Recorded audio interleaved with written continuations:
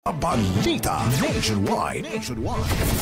Matapos ang nakakalungkot na aksidenteng naganap sa naiyan nitong linggo, mga kapamilya ng batang namatay sa pangyayari, patuloy po ang sigaw ng hustisya.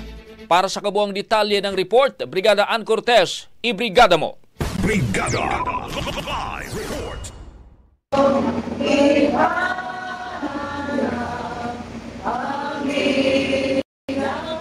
Nangungulila pa rin hanggang sa ngayon sa isang funeral homes sa Lipa, Batangas sa mga naulila ng 4 na taong gulang na babaeng si Malia Yuchen Masongsong.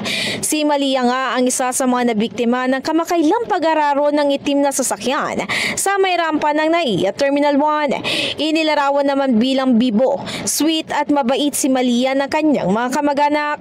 Dagdag pa nila close na close rin naman ito sa kanyang ina na maalalang isinugod rin sa ospital dalangan ng parehong aksidente.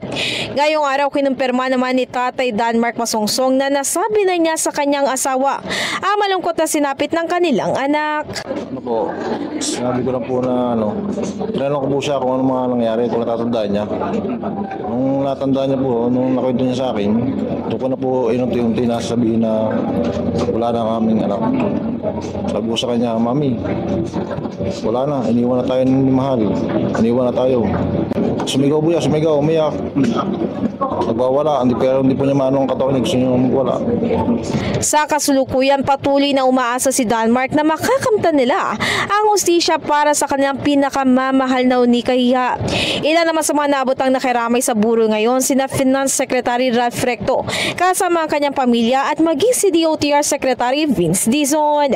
In the heart of changing lives, ako si Brigada Ann Cortez ng 105.1 Brigada News FM Manila, The Music News Authority. Ang bahaging ito ay hatid sa atin ng Yummyvit ES2 Oral Drops. Simulang tuparin ang pangarap ng iyong anak. And stunting now,